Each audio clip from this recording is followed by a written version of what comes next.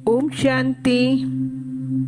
आइए सभी मिलकर सुनते हैं एक कहानी कान्हा की। एक पंडित जी थे। रोज घर घर जाके भगवत गीता का पाठ करते थे। एक दिन उन्हें एक चोर ने पकड़ लिया और उनसे कहा, तुम्हारे पास जो कुछ है वह मुझे दे दो। वह पंडित जी बोले कि बेटा, मेरे पास कुछ भी नहीं है। तुम एक काम करना, मैं यहीं पड़ोस के घर में जाके भगवत गीता का पाठ करता हूँ।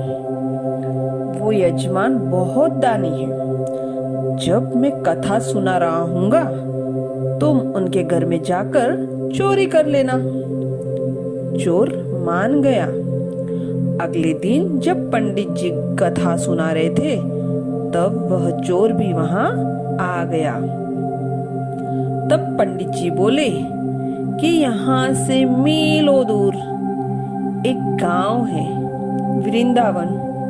वहां पे एक लड़का आता है जिनका नाम कान्हा है।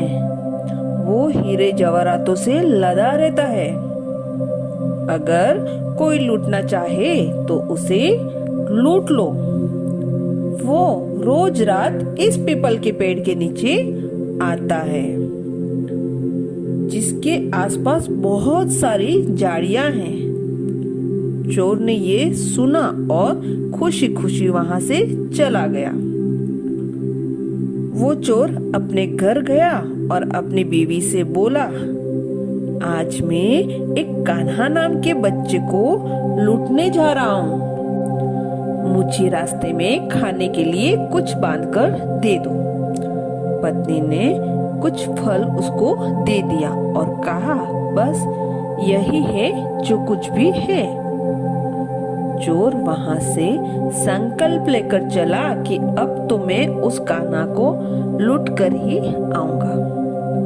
वो बेचारा पैदल ही पैदल टूटे चप्पल में वहीं से चल पड़ा। रास्ते में कान्हा का नाम लेते हुए वो अगले दिन शाम को वहां पहुंचा, जहां पंडित जी ने जगह बताई थी। अब वहां पहुंचने के बाद सोचा, अगर मैं यहीं सामने खड़ा होऊंगा तो वो बच्चा मुझे देखकर भाग जाएगा, तो मेरा यहाँ आना बेकार हो जाएगा। इसलिए उसने सोचा, क्यों न पास वाली झाड़ियों में छुप जाऊं। वो जैसे ही झाड़ियों में घुसा, झाड़ियों के कांटे उसे चुभने लगे। उस समय उसके मुंह से आवाज आई, कान्हा कान्हा। उनका शरीर लूलुहान हो गया, पर मुंह से सिर्फ यही निकला कि कान्हा आ जाओ। अपने भक्त की ऐसी दशा देख के कान्हा जी चल पड़े। तभी रुक्मणी जी बोली कि प्रभु, कहाँ जा रहे हो? वो तो आपको लूटने वाला है। प्रभु बोले, कोई बात नहीं, अपने ऐसे भक्तों के लिए तो मैं लूट जाना तो क्या, मिट जाना भी पसंद करता हूँ। और ठाकुर जी बच्चे का रूप बना के आधी रात को वहां आए। वो जैसे ही पेड़ के पास पहुंचे, चोर एकदम से बाहर आ गया और उन्हें पकड़ लिया और बोला कि ओहो कान्हा, तूने मुझे बहुत दुखी किया। अब ये चाकू देख रहा है ना, अब चुपचाप सारे गहने मुझे दे दो। कान्हा जी हंसते हुए उसे सब कुछ दे दिया। चोर हंसी खुशी अगले दिन अपने गांव वापस आ गया और सबसे पहले उसी जगह गया जहां पर पंडित जी कथा सुना रहे थे।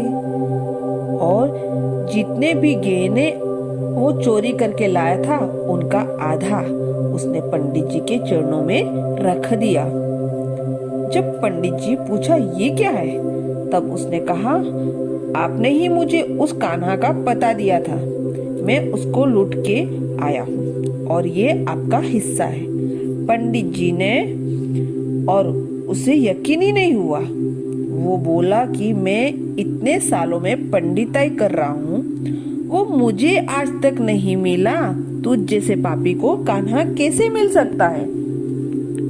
चोर के बार बार कहने पर पंडित जी बोला कि चल, मैं भी चलता हूँ तेरे साथ वहां पर, मुझे भी दिखा कान्हा कैसा दिखता है। और वो दोनों चल दिए।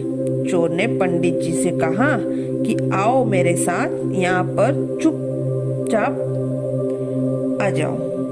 ठीक मध्य रात्रि कान्हा जी बच्चे के रूप में फिर वहां आ गए और दोनों झाड़ियों से बाहर निकल आए। पंडित जी की आंखों में आंसू थे। वो फूट फूट के रोने लग गए और जाके चोर के चरणों में गिर गए और बोले, हम जिसे आज तक देखने के लिए तरस रहे थे,